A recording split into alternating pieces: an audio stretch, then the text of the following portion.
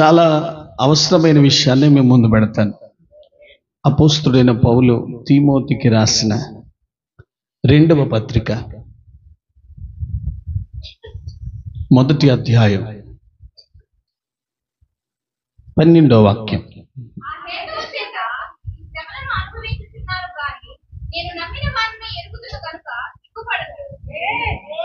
పూర్తిగా చదువమ్మా. ఈ శ్రమలను అనుభవిస్తున్నాను గాని నేను నమ్మిన వానిని ఎరుగుతును కనుక సిగ్గుపడను. నేను ఆయనకు అప్పగించిన దానిని రాబోతున్న ఆ దినము వరకు ఆయన కాపాడగలనని దృఢంగా నమ్ముతున్నాను. హల్లెలూయా. ఆత్మీయ కుమారుడైన తీమోతికి పౌలు గారు 2వ పత్రిక రాస్తూ సంఘాన్ని బలపరచాలని, సంఘంలో ఉన్న నడిపిస్తున్న తీమోతిని బలపరచాలని తన స్థితిని గుర్తు చేస్తూ తన అనుభవాన్ని ఇలా వర్ణిస్తూ మాట్లాడుతున్నాడు. ఏమని అంటున్నాడండి? ఈ శ్రమలో నేను అనుభవిస్తున్నాను అని అంటాడు కదా.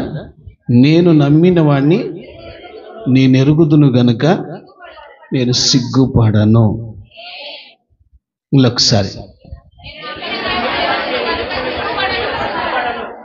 ఇంకొకసారి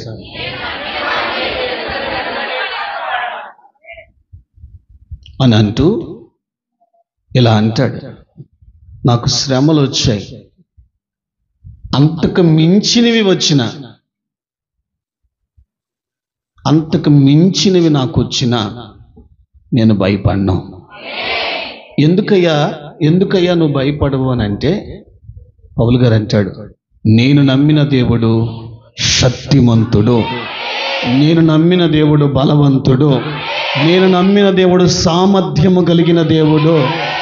ఆయన ఎంతటి వాడో, ఎంతటి శక్తిమంతుడో నేను ఎరుగుదును గనుక శ్రమలు వచ్చాయి, ఆల్రెడీ పడుతూనే ఉన్నా, అంతకు మించి ఎన్నొచ్చినా నేను భయపడను అని పౌలు గారు మాట్లాడుతున్నాడు. ఇందాక కీర్తన 34 చదివారు కదా, యెహోవా ఉత్తముడని రుచి చూసి తెలుసుకొనుడి. ఆ రుచి కల్లోడే ఈ మాట అనగలడు. ఏమని? ఇప్పుడు చెప్పండి. పౌలు గారి మాట అంటాడు, ఆయన ఎలాంటి వాడు నేను ఎరుగుదును కనుక నాకు ఎన్ని సమస్యలు వచ్చినా భయపడను. ఏం చేయను? భయపడను అని అంటున్నాడు. ఇప్పుడు నేను మిమ్మల్ని ఒక మాట అడుగుతాను. ఇంత భక్తి చేస్తున్న మనలో భయం లేదంటారా? ప్రతిదానికి భయం. దేనికి? ప్రతి విషయానికి మనం భయపడుతున్నాం. రోజు ప్రార్థన చేస్తున్నాం, వారానికి 2 దినాలు దేవుని సందులు గడుపుతున్నాం, సమయం దొరికినప్పుడల్లా ప్రార్థనలో కూర్చొని ఆయన నామస్మరణ చేస్తున్నాం. ఒక వాంఛలో చెప్పాలంటే దైవికమైన ఆలోచనతో, భక్తి భావంతో మనం బ్రతుకుతున్నాం. కానీ ఏదైనా సమస్య వచ్చినా, పోరాటం వచ్చినా, ఇబ్బంది వచ్చినా, వ్యతిరేకత వచ్చినా భయపడిపోతున్నాం. మరి పౌలు గారు అన్నట్లు మనం ఎందుకు అనలేకపోతున్నాం? నేను నమ్మిన దేవుడిని నేను ఎరుగుదును గనక ఎన్ని శ్రమలైనా రాని అంటాడు కదా, నేను భయపడను అంటున్నాడు. నేనంటే నువ్వెందుకు భయపడుతున్నావు చెప్పు. పౌలు నమ్మిన దేవుడే మనం ఆరాధిస్తున్నాం కదా, మరి మనం ఎందుకు భయపడుతున్నాం అంటున్నా నేను. ఉన్నారా? గాల్లో తేలిపోతున్నారా? పోతే పోండ్లే. చూశారు నాకెళ్ళి? ఎందుకు భయపడుతున్నారు?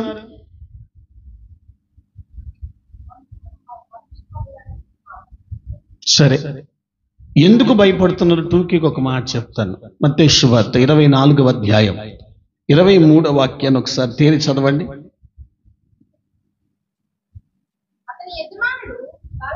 మత్తయి సువార్త 24వ అధ్యాయం 23వ వచనం.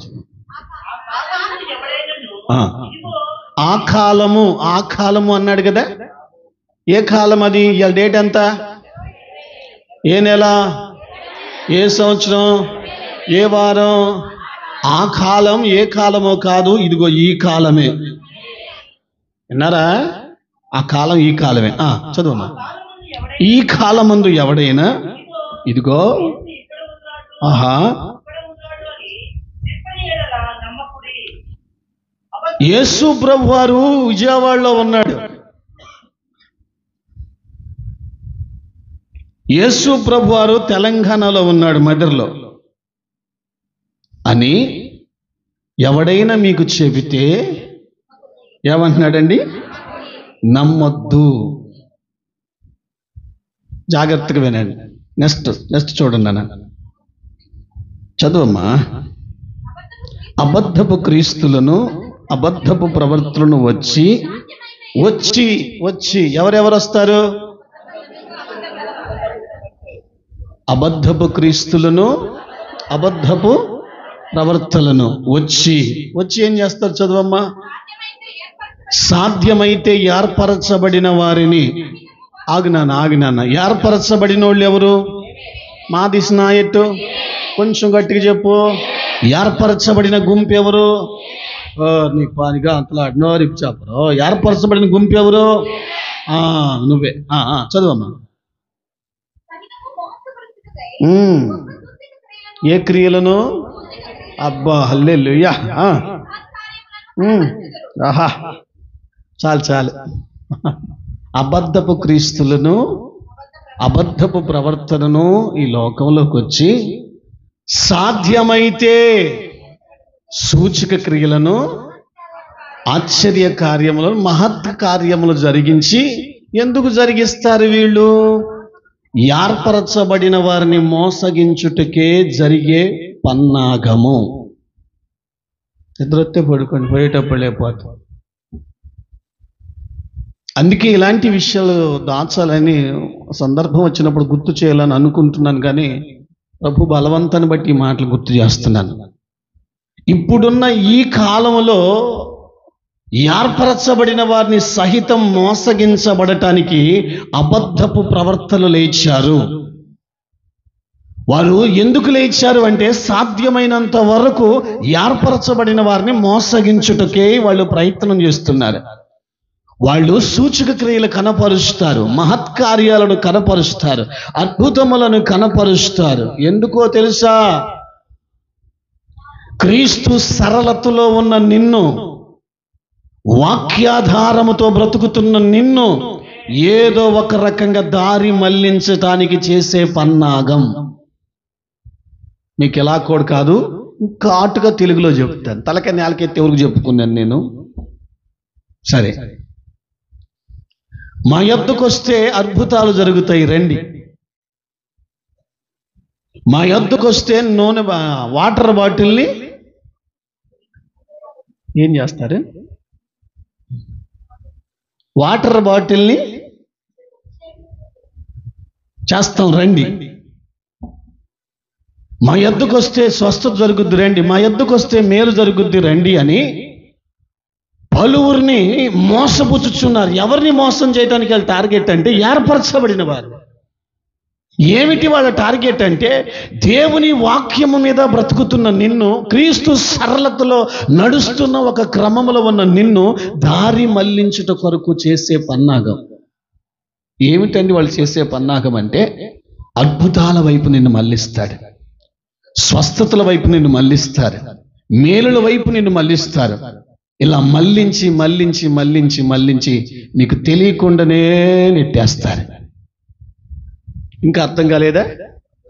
ఇంకొక మాట గుర్తు చేయనా? యెషయా ప్రవచన గ్రంథం 9వ అధ్యాయం 20వ వాక్యం చదవండి, నేను త్వరగా చెప్పి ముగిస్తాను.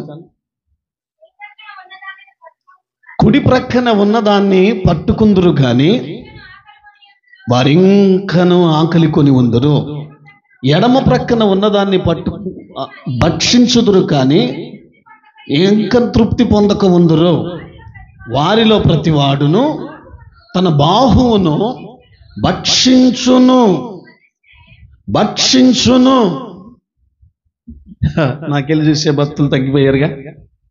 సరే, ఇక్కడ భక్తుడు అంటాడు, కుడి ప్రక్కన ఉన్నదాన్ని పట్టుకుందుము రండి, అక్కడికి వెళితే మీ ఆకలి తీరుద్ది రండి అని పిలుస్తారు. ఉన్నారేడా?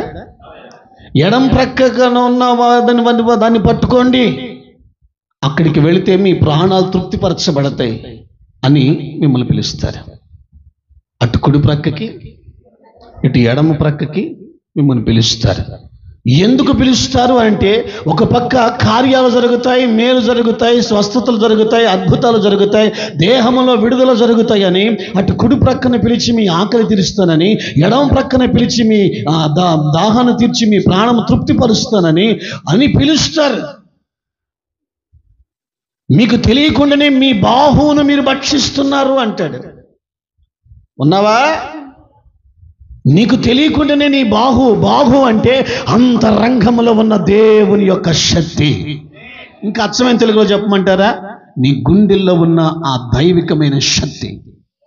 ఇంకా అర్థవంతంగా చెప్పాలి, ఇక్కడున్న ధైర్యం ఇది వాక్యాన్ని బట్టి వచ్చింది. ఇక్కడ తొల్లేటి దినాల్లో దేవుడు పలకరించిన నాటి నుంచి సహవాసము ద్వారా, వాక్యము ద్వారా కట్టుకొని బలం పొంది, శక్తి పొంది, బలవంతుడిగా ఉన్న నీ అంతరంగాన్ని ఎటో కట్టు తిప్పి క్రీస్తు సరళతలో నుంచి నేను తప్పించి కార్యాల వైపు, అద్భుతాల వైపు, స్వస్థతల వైపు మిమ్మల్ని మళ్లించి మీ బాహువుని మీరు భక్షించేలా చేసి ఒక పిరికి బంధలుగా తయారు చేస్తున్నారు. ఇంకా అర్థం కాల, ఇంకొంచెం ఘాటుగా చెప్తా, తీసుకుని తట్లేరుగా ఉన్నారా? తెలియకుండానే మనం ఎందుకు భయపడుతున్నాం? ఇంత భక్తి చేస్తున్నాం కదా. పౌలు గారు ఏమన్నాడమ్మా దీవెనమ్మా? నేను నమ్మిన వాడిని నేను ఎరుగుతును కనుక నేను భయపడను అని అంటాడు. మరి మనం ఎందుకు అనలేకపోతున్నాం? ఇంత భక్తి చేస్తున్నాం కదా, ఎందుకు అనలేకపోతున్నాం అని అంటే, దైవ గ్రంథం చెప్తున్న సత్యము, మనం భయపడటానికి కారణం ఏదైనా ఉందంటే మన బాహువును మనం భక్షిస్తున్నాం. ఏంటి బాహు? ఏంటి భక్షించటం అంటే, వాక్యం ద్వారా, వాక్యాన్ని ఆధారం చేసుకొని బ్రతకటం, వాక్యమే నీకు జీవంగా నిలుపుకొని నడవటం, వాక్యాన్ని బట్టి నీ స్థితిగతులను మార్చుకొని వాక్య పునాది మీద నిన్ను కట్టుకోవటం ప్రారంభించి నడుస్తున్నావు కదా, అదే నీ బాహువు. ఇప్పుడు దీన్ని ఎలా తప్పించాలనుకున్నాడు ఏర్పరచబడిన వారిని? ఈ ధైర్యం ఉన్నోడు దేనికి భయపడ్డు? పౌలు గారు లాగా నేను నమ్మిన వాడిని నెరుగుదును గనక నేను భయపడ్ను. ఓకే, అయితే ఇటువైపు మిమ్మల్ని మళ్ళించినప్పుడు మీకు ఏమైద్ది అంటే, ఇక్కడికి వెళితే మీ ఆకలి తీరుతురు రండి అంటారు. తీరదో, ఆకలి అలాగనే ఉంటుంది. ఇక్కడికి వెళితే మీ ప్రాణం తృప్తిపరచబడదు రండి అని అంటారు. ఎంత తిన్నా ప్రాణం తృప్తిపరచబడదు, అంతే. కానీ ఇలా అటు ఇటు చూసుకుంటూనే వాక్యపు పునాది మీద ఉన్న మన ఆత్మీయ స్థితిని దారి మళ్లించబడి తెలియకుండానే భయపడుతున్నాం. ఇంత భక్తి చేస్తున్నాం, భయపడుతూనే ఉన్నాగా. ఏం జరుగుద్దో, ఎప్పుడేం జరుగుద్దో, నాకేం జరుగుద్దో, పిల్లలకేం జరుగుద్దో భయపడుతున్నారు లేదా? సీరియస్గా చెప్పండామా? దేవుని చిత్తం లేకుండా తల వెంట్రుకలో ఒకటి రాలి కింద పడదు అన్నది మీ విశ్వాసం. కానీ ఎందుకు భయపడుతున్నారంటాను నేను. మీ మనస్సు కార్యాల వైపు మల్లుటను బట్టి, మీ మనసు స్వస్థతల వైపు, కార్యాల వైపు, లోక సంబంధమైన అన్యుల వలె ఆలోచించే విధానంలోకి మిమ్మల్ని దారి మళ్లించి వాక్య బీజం మీద, వాక్య పునాది మీద, వాక్యం మీద కట్టుకుని నీ ఆత్మీయ స్థితిని చెదరగొట్టడానికి సాతానుగాడు వాడే పన్నాగం ఈ గడియల్లో ఏర్పరచబడిన వారు మోసగించబడుతున్నారు. నా మాట మీకు అర్థమవుతుందా? ఎందుకు ఏర్పరచబడిన వారు తెలివిగా మోసగించబడుతున్నారు. దేవుని పేరు చెప్పి మోసం జరుగుతుంది. ఈ విషయంలో కొంచెం ఆలోచిస్తారని నా మనవే. పౌలు అంటాడు, నేను నమ్మిన దేవుడు ఎంతటి శక్తిమంతుడు నేను ఎరుగుదునో, నేను నమ్మిన దేవుడు ఎంతటి బలవంతుడు నేను ఎరుగుదునో, నేను నమ్మిన దేవుడు ఎంతటి సామర్థ్యం కలిగిన దేవుడు నేను ఎరుగుదునో. కనుక ఇవే కాదు, ఎన్నొచ్చినా నేను భయపడను. ఎందుకు భయపడను తెలుసా? నేను క్రీస్తులో నా జీవం దాచబడి ఉంది. చెట్టులాగా ఎవరు ఏ మాట చెబితేట్టు మళ్ళీ ఊగే గుణం నాకు లేదు. నేను వాక్య పునాది మీద ఆధారపడిన వాడిని, వాక్యాధారం చేసుకుని బ్రతుకుతున్న వాడిని. ఇంకా అచ్చమైన తెలుగులో చెప్తాను, తీసుకొని సాధ్యమైతే. ఏమండి, ఇప్పుడున్న ఈ కాలంలో అచ్చముగా వాక్య పునాది మీద నడిచే పునాది గల అంతరంగ బాహువులో శక్తి కలిగిన వాళ్ళు 100లో 20% కూడా లేరు. క్రైస్తవులమే, తలకాయ ఉంచావమ్మా, ఉంచితే అమ్మా కళ్ళయ్యా. 20% కూడా లేరు అంటే సరే 20% ఉన్నారనుకోండి. ఒక 20% మందే వాక్య పునాది మీద బ్రతుకుతున్నోళ్ళు. కార్యాల వైపు, అద్భుతాల వైపు, మేళ్ళ వైపు, డింగిడింగ్ల వైపు చూడట్లేదు. వాళ్ళు లెగిస్తే నోరిప్పు చెప్పండి, వాక్యమే పునాది, వాక్యమే జీవం, వాక్యమే నా జీవకు మూట, వాక్యమే నా త్రోవకు వెలుగు. వాక్యాన్ని బట్టి బ్రతుకుతున్నాను. ఆ వాక్యం నన్ను ఆదరిస్తుంది, ఆ వాక్యం నన్ను ధైర్యపరుస్తుంది, ఆ వాక్యం నన్ను నడిపిస్తుందని వాక్యాధారం చేసుకుని బ్రతికే వాళ్ళు ఈ దినాల్లో 20% ఉంటే 80% అంత మాయా. క్రైస్తవుల ముసుగులో జరుగుతున్న చాలా భయంకరమైన మాయ ఇది. క్రీస్తులో తప్పు పట్టేవాడు ఎవడు లేడు, కానీ క్రీస్తును నమ్ముకునే వాళ్ళలో తప్పులు పట్టేవాళ్ళు ఎక్కువైపోయి నేడు యేసయ్య నామం అవమానించబడుతుంది. వెలుగుతో ఉంటే మీకు అర్థమైంది. అందుకే పౌలు గారు భయపడలా, మనం భయపడుతున్నాం. భయపడని వాడు ఎవడో చెప్పనా? పునాది, వాక్యపు పునాది మీద బాహు బలపరుచుకున్నోడే శక్తిమంతుడిగా నిలబడతాడు. హల్లెలూయా. 20% వాక్య పునాది కలిగిన వాళ్ళు క్రీస్తు నామానికి అవమానకరంగా బతకరు. ఎప్పుడు ఆయనకు మహిమకరంగా బ్రతుకుతారు. చావొచ్చిన ఆయనకు మహిమకరంగా చావాలని కోరుకుంటారు. అది వాక్య పునాది, వాక్య బాహు కలిగిన వాళ్ళు. వాళ్ళకు కార్యాల వైపు విశ్వాసం ఉండదు, మేలుల వైపు విశ్వాసం ఉండదు. యోబు లాంటి వాడు మేలు చేసినప్పుడు దేవుడు కాదా, కీడు చేసినప్పుడు దేవుడు మనకు కాదా? మేలును కీడును రెండు మనం అనుభవించ తగదా అని అన్నాడు. కానీ యోబు భార్య మేలు మాత్రమే కోరుకుంది. నేటి క్రైస్తవుల్లో ఇలాగా పరిస్థితి ఉంది. అందుకే ఏర్పరచబడిన వారు మోసగించబడుతున్నారు. వాక్యమే మనల్ని నిలబెట్టే శక్తి గలది. మొదటి పేతురు పత్రిక 1వ అధ్యాయం 24వ వచనం చెప్తుంది. ఏమని తెలుసా? వాక్యమే నిలిచేది. చేతులు ఖాళీ లేవనుకుంటగా, ఏవి గతించిన అద్భుతాలు ఆగిపోవచ్చు, స్వస్థతలు ఆగిపోవచ్చు, ఏమైనా ఆగిపోవచ్చు. వాక్యమే ఎల్లప్పుడూ నిలిచేది. ఈ వాక్యాన్ని ఆధారం చేసుకొని బ్రతికేవాడు ఎవడైనా సరే సిగ్గుపడడు. ప్రభు మధ్యాకాశానికి వచ్చినప్పుడు రూపాంతరం చెంది ఆయన ఎదుర్కొంటాడు. ఈ ధన్యత లో నుంచి తప్పించడానికి పన్నాగాలు జరుగుతున్నాయి. ఒక బ్రదర్ ఉన్నాడు, నేను ఇలా అంటున్నాను తప్పు కనుక కొన్ని మన పరిచర్యే. పక్కనే నన్ను అడిగాడు, పక్కనే మీటింగ్స్ జరుగుతున్నాయి కదా, వెళ్ళొచ్చు కదా ఇక్కడ అంటే. ఒక 2 రోజులు అయిపోయింది, లాస్ట్ రోజే కదా, వెళ్ళండి అందరు కలిసి అని అంటే అతడు అన్నాడు, వెళ్తాం, కానీ ఇక్కడ రుచికరమైన బలమైన ఆహారం దొరికాక ఆడికెళ్ళి నేనేం చేయను? లేరాళ్ళు మాలోకం భూలోకం ఏ లోకంలో కలిశారో. ఇక్కడ బలమైన ఆహారం దొరుకుతుంది, అక్కడికి వెళ్ళి వాక్య పునాది మీద కట్టుకున్న నేను వాళ్ళని వీళ్ళని చూసి నా వాక్య పునాదిని ఒకవేళ చెరుపుకుంటానేమో. నా మాట మీకు అర్థమైందా? కుడి తట్టుకు చూసి కుడి తట్టులో ఉన్నదాన్ని పట్టుకుంటానేమో, అక్కడికి వెళ్తే ఆకలి తీరుద్దని. ఎడమ తట్టు వైపు తిరిగి ఎడమ తట్టు ఉన్న దాని వైపు చూసి భక్షిస్తానేమో, అక్కడికి వెళ్తే నా ప్రాణం తృప్తిపరచబడుద్దని. ఎక్కడికి అక్కడికి, విజయవాడ అక్కడ, విజయవాడ అక్కడున్నాడైనా, ఇక్కడున్నాడైనా, యేసు ప్రభువారు అక్కడున్నాడు. నువ్వు కూడా బయలుదేరి ఆడికి. లేదా ఎవరు ఏ మాట చెప్తే ఆ మాట నమ్మే స్థితిలో లేరా? మాట్లాడేయా? లేరా? కానీ ఏది ఆధారం, ఏది పునాది, ఏది నిన్ను నిలబెట్టేది, ఏది నిన్ను సరిచేసేది, ఏది నిన్ను సరైన మార్గంలో నడిపించేది, ఏది మంచి బోధకుడు? వాక్యమేనా? మరి కార్యాలు వద్దా? మీరు రావాలే కానీ మేము నూనె పెట్టి ప్రార్థన చేస్తాం. మోసపోవద్దు, జరుగుతున్న కార్యక్రమాలు ఇవే. అందుకే నేను నమ్మిన వాడిని నేను ఎరుగుదును గనక నేను సిగ్గుపడను, భయపడను. సరే, టూకీగా 1-2 మాటలు గుర్తు చేస్తా. ఒకసారి యోబు గ్రంథాన్ని తీయన్నా, 23వ అధ్యాయం 17వ వాక్యం. యోబు గ్రంథం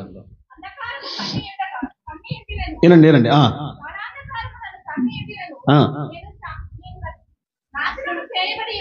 విన్నారా మాట?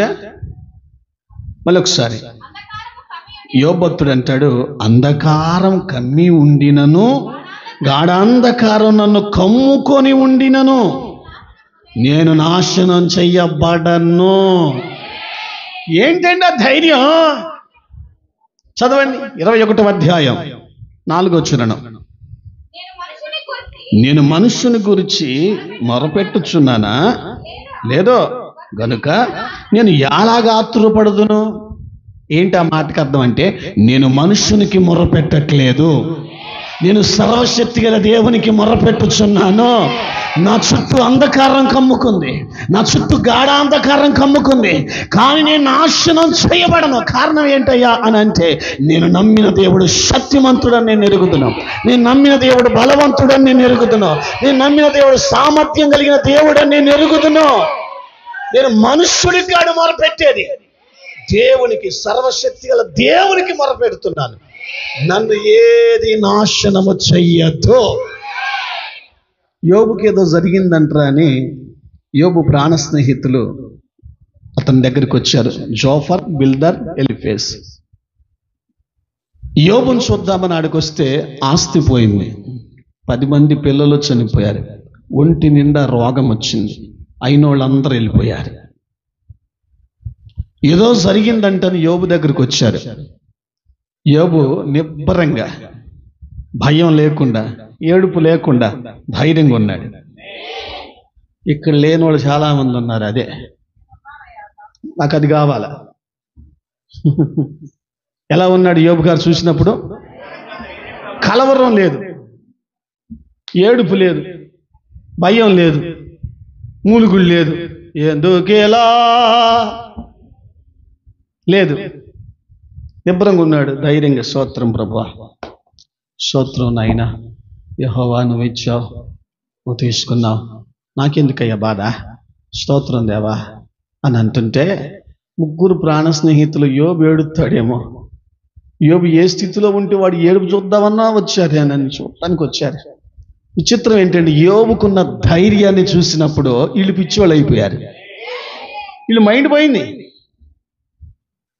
ఏదో అవుతుంది, యోబు అట్లా ఉన్నాడో రా చూద్దామని వస్తే యోబు చూస్తేనేమో ధైర్యంగా ఉన్నాడు. ఏమేం జరిగింది అతనికి? ఆస్తి పోయింది, నోరెప్పండి, 10 మంది పిల్లలు చనిపోయారు, ఒంటి నిండా రోగం వచ్చింది, అందరూ విడిచిపెట్టి వెళ్ళిపోయారు. ఎలా ఉన్నాడు? ఇంకొకసారి స్వరం పెంచు. ఇక్కడ ధైర్యం లేని వాళ్ళు ఆ మాట అనగలరా?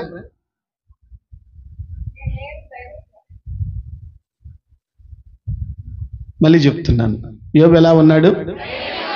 ఏమేం పోయింది?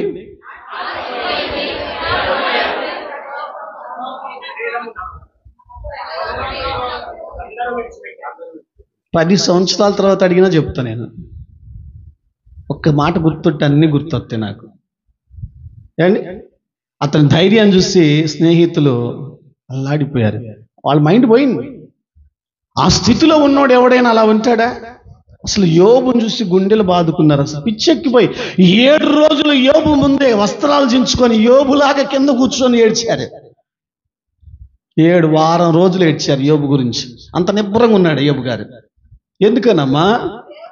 అంధకారము కమ్మినను, గాఢాంధకారము నన్ను చుట్టూ కమ్మినను, నేను నాశనము చెయ్యబడను. ఎందుకని?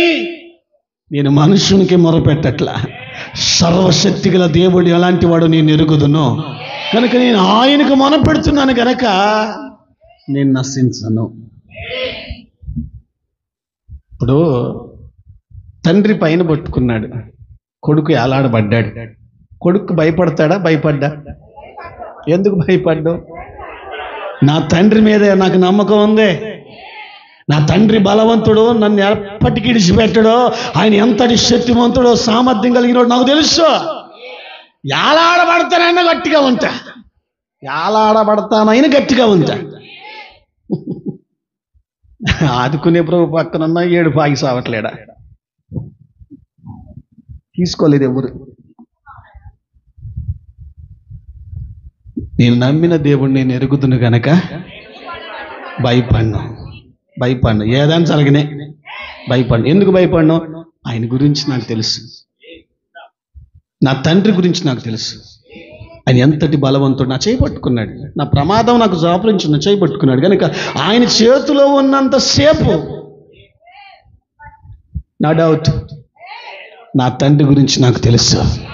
గాఢ అంధకారం కమ్మిన, అంధకారం నా చుట్టూ అలుముకున్నా నేను నాశనం చేయబడను. నా చెయ్యి ఆయన పట్టుకున్నాడు. నేను ఆయన గురించి నాకు తెలుసు. ఇది యాలాడబడుతున్న కొడుకు దిగులు లేకుండా ఉంటాడు. కారణం తండ్రి యొక్క గొప్పతనం తెలిసినప్పుడే.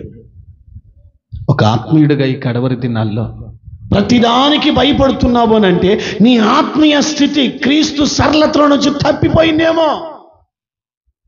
కుడి తట్టుకు ఎడమ తట్టుకు తిరిగి కార్యాల వైపు, స్వస్థతల వైపు, మేలు వైపు మరిగి నువ్వు లోక సంబంధంగా లోక ఆలోచనలు కలిగి లోకస్తులాగా ఆలోచించి ఏమి తిందామా, ఏమి తాగుదామా, ఏమి ధరించుకుందామా, యాలాగ లోకముల గనులుగా బ్రతుకుదామా అని క్షణితమై విడిచిపెట్టి దేహాన్ని మాత్రం కూడా విడిచిపెట్టి వెళ్ళిపోయే ఈ క్షణితమైన జీవితంలో అంతరంగములో వాక్యము చేత ధైర్యపరచబడవలసిన నువ్వు పిరికి బందలాగా భయపడుతున్నావంటే నిన్నేం చేయాలి?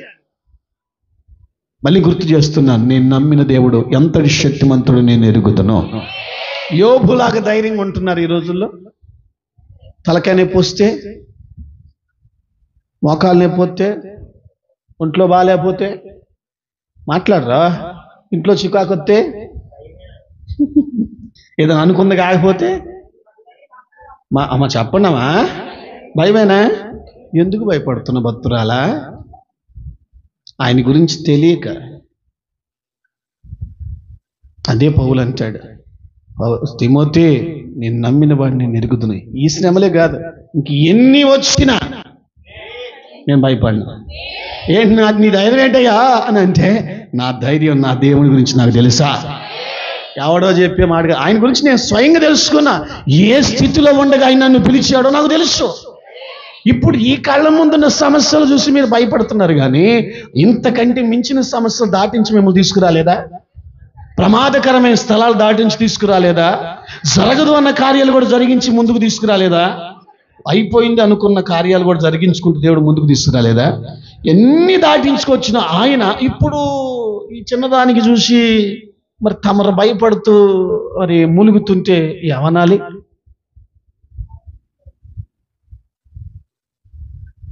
చాలా వివరంగానే చెప్తున్నా, మీకు అర్థం కావాలి.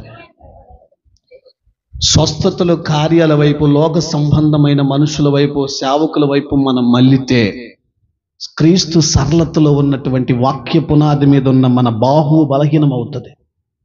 అలా అవ్వకూడదు. సీరియస్గా మాట్లాడేంటి ఇల్లు, అలా అవ్వకూడదు. 20% మనం ఉండాలి. మనము ఖచ్చితంగా ఉండాలి. ఈ డింగులు చేయటం అందరికీ తెలుసా? పడగొట్టే పరిచర్య చెయ్యొద్దు, చెయ్యకూడదు అని నేను నిర్ధారణ చేసుకున్నాను. నీకు అర్థమైందా?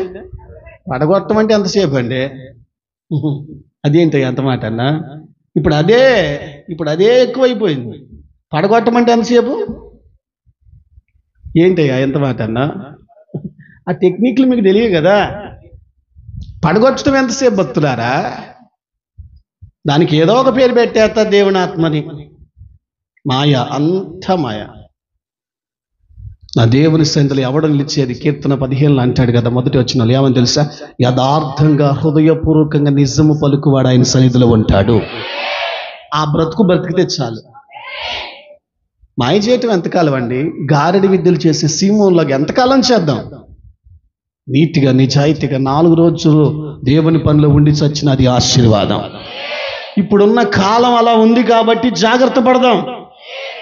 ఎన్నో దాటించుకుంటూ వచ్చాడు. ఇప్పుడు మీరు ఎందుకు భయపడుతున్నారు? నీవు నమ్మిన దేవుడు శక్తిమంతుడు, నీవు నమ్మిన దేవుడు బలవంతుడు, నీవు నమ్మిన దేవుడు సామర్థ్యము కలిగిన దేవుడు. కనుక భయపడొద్దు. రాని ఎన్నేను రాని ఆయన నా చేయి పట్టుకున్నాడు. అంధకారం కమ్ముకొని గాఢాంధకారం కమ్ముకున్న నా అలమటిస్తూ నా చుట్టూ అరులు చేస్తూ అరుస్తుంది. అరవనే నా చెయ్యి ఆయన చేతిలో ఉంది కనుక నేను నాశనము చేయబడను. ఇది పొందుకోవాలి. జ్ఞానం మీకు అర్థం కావాలని ఈ భాషలో చెప్తున్నాను. ఇంకోలాగా కూడా చెప్పగలను. అమ్మ అర్థమవుతుందా?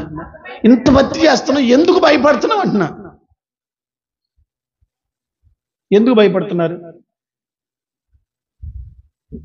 ఎందుకు భయపడుతున్నారు అంటున్నా. భక్తిలో లోపమా, దేవుళ్ళలో లోపమా? అదే పౌలు గారు అంటాడు, నేను ఎరుగుతుండ్రా బాబా ఆయన ఎంతటి వాడా.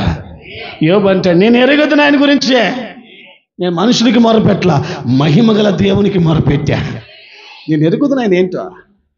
నేను ఎందుకు భయపడతా మీకులాగా? నువ్వంటే భయపడుతున్నావు కానీ ఇవాళ చర్చికి వచ్చి నేను భయపడినా. సరే, ఇంకొక మాట గుర్తు చేసి అమ్మగారు ధ్యానంలో పోయినాం, లేపు ఇంటికి పోదాం. దానియేలు గ్రంథం 3వ అధ్యాయం 19వ వాక్యాన్ని ఒకసారి చూడండి అమ్మా. అందుకు నెబుకద్నెజరు అత్యాగ్రహము నొందినందున శద్రకు మేషకు అబద్ధము అయిన వారి విషయములో ఆయన ముఖము వికారమైన కనుక యుద్ధము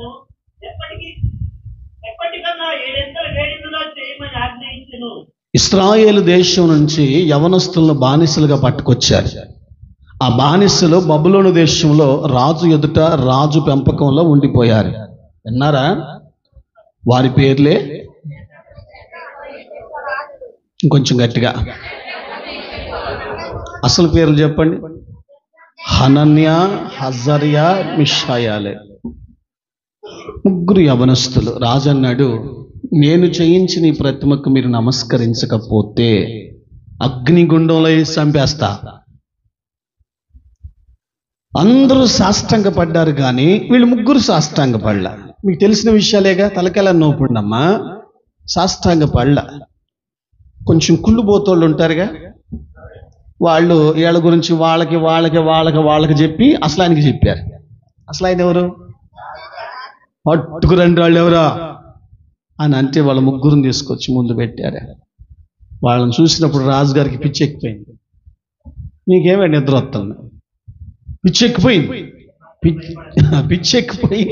బాయ్ ఏట బాయ్ మీరు చేసిన పనే అని అంటే అప్పుడు వాళ్ళు అంటారు, రాజా మేము సేవిస్తున్న దేవుడు మండుచున్న మేడిమి గల అగ్నిగుండములుండి తప్పించి రక్షించగల సమర్థుడు.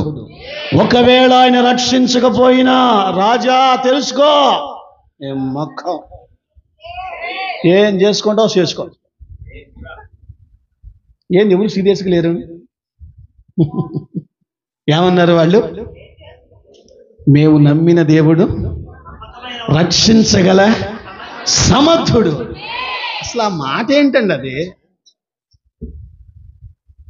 నువ్వని ఆ మాట చూద్దాం. ఇప్పుడు నేను అనమంటే అన్నావు కానీ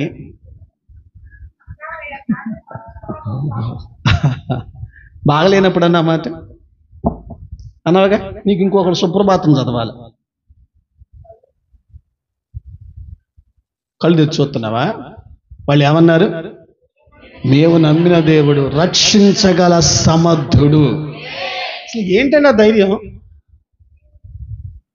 రాజుకు భయపడలా, రాజు ఆజ్ఞకు భయపడలా, 7 అంతల అగ్నిగుండానికి భయపడలా, చావు ముందున్న వాళ్ళు భయపడలా.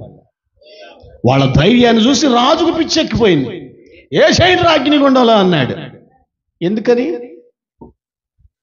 దేనికి భయపడలా? రాజుకు భయపడలా. మరి నాన్న నోరే పండ్రా. ఆజ్ఞకు భయపడలా, అగ్ని గుండానికి భయపడలా, చావుకు కూడా భయపడలా. ఏమంటున్నారు? చావు ముందు ధైర్యంగా నిలబడ్డాడు. చేస్తావా? వేసే. ఏంటి ఆ ధైర్యం? ఆ ధైర్యానికి ముందు వాళ్ళకి మాట చెప్పారు. ఏమని? మేము సేవిస్తున్న దేవుడు మండుచున్న అగ్ని గుండము నుండి తప్పించి రక్షించగల సమర్థుడు. ఏంటండి ఆ ధైర్యం? ఈరోజు ఈ 20లో ఉన్న వాళ్ళు మాట్లాడడం చూద్దాం మరి ఆ మాట.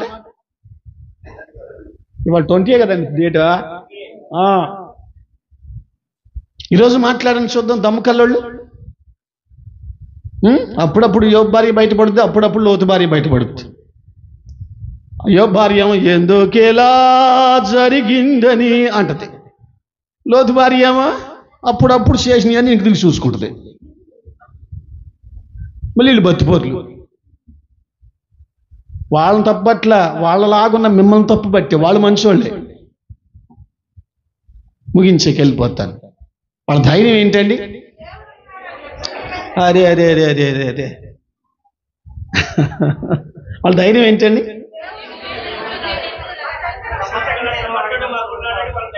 నేను ఎరుగుదును.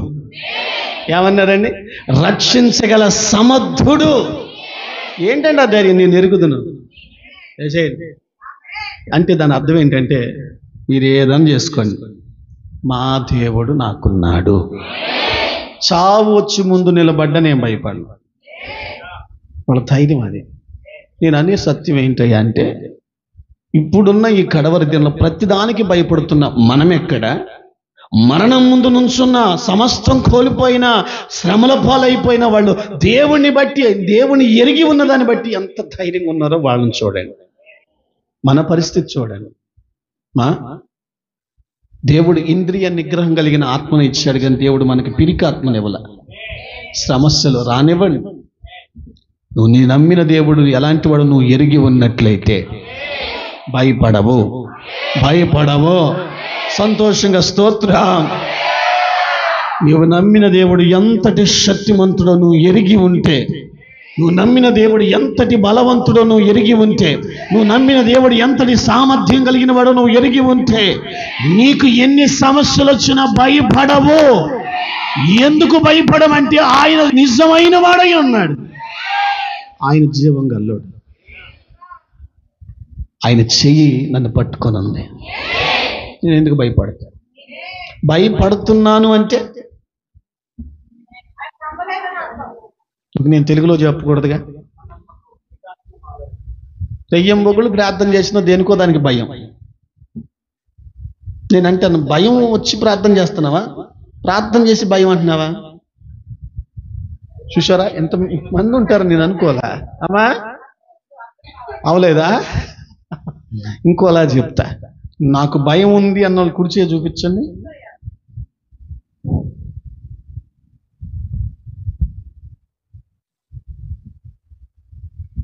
అయ్యగారు మంచోడు కాదు, రాసుకోండి. ఏంటమ్మా ఎరుగుదువా? ఏమని? నాకు ఏ విషయం చూసినా, ఏది చూసినా మన బత్తి అనొచ్చా? ఇలా తగలడ్డది. వాళ్ళ బత్తి శ్రమలు ఎక్కువైనప్పుడు ఈ పౌలు గారు ఏమన్నాడు? రానే, నేను భయపడినా. సర్వం కోల్పోయిన యోబు గారు ఎలా ఉన్నాడు? ధైర్యంగా ఉన్నాడు. రానే, ఇంతకంటే ఏమొస్తాయి? రానే. షడ్రక్ మేషక్ అబేద్నెగోలు ఏమన్నారు అగ్నిగుండం ముందు? రాని వేసేస్తారు, వేసాయి. భయపడం. ఎందుకు తెలిసిన? మేము నమ్మిన దేవుడు ఎంతటి శక్తిమంతుడు నేను ఎరుగుదుమో. ఈరోజు మీరు ఎరిగి ఉన్నట్లయితే వాక్య పునాది విలువని మీకు అర్థమవుతుంది. మళ్ళీ చెప్తున్న కార్యాల వైపు, స్వస్థతల వైపు, మేలు వైపు, మళ్ళీ ఇప్పుడున్న ఈ కాలంలో క్రీస్తు సరళత నుండి తప్పిపోయి భక్తి చేస్తూ కూడా భయపడుతూ బతుకుతున్న వాళ్ళు చాలా మంది ఉన్నారు. మనం భయపడే భక్తి కాదు. యోబు స్నేహితుడు యోబుని అంటాడు, 4వ అధ్యాయంలో అంటాడు, నీ భక్తి నీకు ధైర్యం పుట్టించదా? నిజంగా నువ్వు భక్తి చేస్తే ఆయన ఏంటో నీకు అర్థమైతే భయపడవు. సమస్యల రానే. ఎన్నో సమస్యలు పూర్వం వచ్చాయి, అన్నీ దాటించాడు. ఇప్పుడున్న ఈ సమస్య ఆయనకి ముందెంత? ఇలాంటివి ఎన్నో ప్రభువు దాటించాడు. ఇలాంటి ఎన్నో సమస్యలు నాకు స్వస్థతనిచ్చాడు. ఇలాంటి కార్యాలు ఎన్నో చేశాడు పూర్వం. ఇప్పుడున్న చిన్న చిన్న వాటికి నేను భయపడతానా? రానే. అది క్రీస్తు యొక్క విలువ నీకు తెలిసి గనక ధైర్యంగా నిలబడగలిగితే, మళ్ళీ చెప్తున్నా, ఇది క్రీస్తు యొక్క వాక్య పునాది మీద నువ్వు కట్టుకున్న దానితో సమానం. అందరూ భయపడ్డా మనం భయపడకూడదు. నీతిమంతుడు దుర్వార్తకు జడియడు అని వాక్యంలో ఉంది. మనం జడియకూడదు. నీ తండ్రి గురించి నీకు తెలియాలి. ఎంతటి శక్తిమంతుడో నీకు తెలియాలి. ఎంతటి బలవంతుడో నీకు తెలియాలి. ఎంతటి సామర్థ్యం కలిగిన దేవుడో నీకు తెలియాలి. ఇక తెలిసినప్పుడు భయపడవు. తెలియకపోతే అడగమంటారా ఒక మాట? ఎరుగుదువా? ఏదొకసారి అదే అదే అదే అదే అమ్మా అదే అదే అదే అమ్మా చేయొద్దు.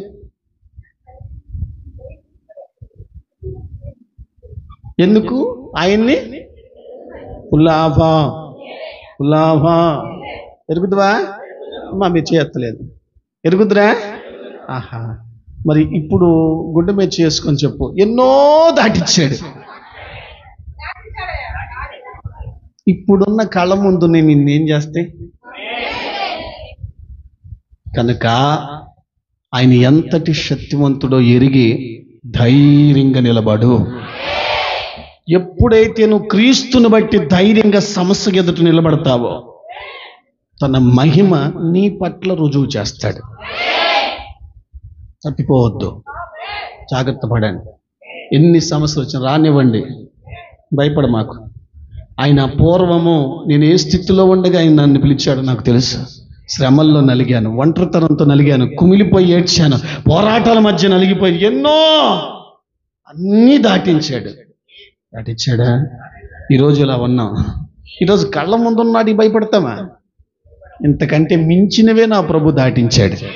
ఇవేం చేస్తే నన్ను అని క్రీస్తుని బట్టి నువ్వు ధైర్యంగా ఉండగలిగితే, దేనికైనా ధైర్యంగా ఉండగలిగితే చరిత్రను మార్చగలిగిన దేవుడు ఆ చరిత్రకు ఆధారంగా నిన్ను నిలబెట్టగలడు. కుటుంబాల్లో భయపడుతున్న నిన్ను కుటుంబాలకి మూల పునపు రాయిగా దేవుడు నిన్ను నిలబెట్టగలడు. ధైర్యంగా నిలబడగలగాలి. అది ఎవడు పడితే వాడు చేయలేడు. ఆయన ఎంతటి శక్తిమంతుడో ఎరిగిన వాడే ధైర్యంగా ఉండగలడు. మీకు ఈ స్థితి రావాలని, ఏర్పరచబడిన గుంపులో ఉన్న మనము మోసపరచబడకూడదని, వాక్య పునాది తప్ప మరొక ఆధారం లేనివానికే బ్రతకాలని, వాక్యమే సంఘము అని విడితి గదిని దేవుడు ఏర్పాటు చేసి రక్తమిచ్చుకున్న సంఘాన్ని వెండ్లి కుమార్తెగా దేవుడు తన మందిరములు అలంకరిస్తున్నాడు. అది కలంకమైన, ముచ్చైన, మడతైన, డాగినట్టిది మరి ఏదైనా లేక నిర్దోషమైనది, నిష్కలంకమైనది, పరిశుద్ధముగా ఆయన తన ఎదుట నిలబెట్టుకొని కోరి వాక్యం చేత ఉతక స్నానం చేయిస్తూ అప్పటికప్పుడు దైవికమైన రూపాంతరంలోకి మనల్ని మారుస్తున్నాడు. ఒక్క వాక్యమే మనం నిలబెట్టాడు. అందుకే మళ్ళీ చెప్తున్నాను, ఏమైనా జరగని భయపడద్దు.